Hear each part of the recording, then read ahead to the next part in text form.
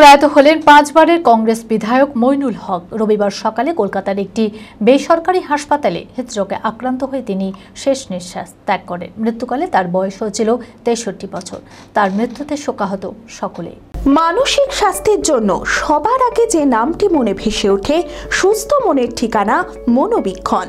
যোগাযোগ নাম্বার 7477799513। শেষ নিঃশ্বাস ত্যাগ করলেন 5 বারের কংগ্রেস বিধায়ক মইনুল হক। রবিবার সকালে কলকাতার একটি বেসরকারি হাসপাতালে তার মৃত্যু হয়। মুর্শিদাবাদের ফারাক্কা বিধানসভা কেন্দ্রের 5 বারের প্রাক্তন কংগ্রেস বিধায়ক তথা বর্তমান তৃণমূল কংগ্রেসের রাজ্য সহ সভাপতি মইনুল হকের মৃত্যুকালে তার বয়স হয়েছিল 63 বছর। প্রায় 3 মাসের বেশি সময় ধরে মইনুল হক কলকাতার দুটি বেসরকারি হাসপাতালে চিকিৎসাধীন ছিলেন।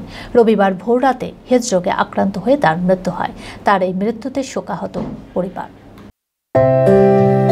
ভারত বিখ্যাত মেডিকা হেলথ সেন্টার এখন বহরমপুরে। এখানে মেডিকা হেলথ সেন্টারে সুবিখ্যাত স্পেশালিস্ট চিকিৎসক ওপিডি করছেন।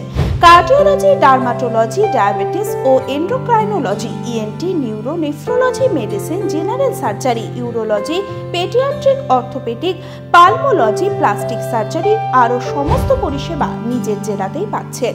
রক্ত, মল, মূত্রের সব রকম পরীক্ষা অতি উন্নত ও আধুনিক মেশিনে করা হয়।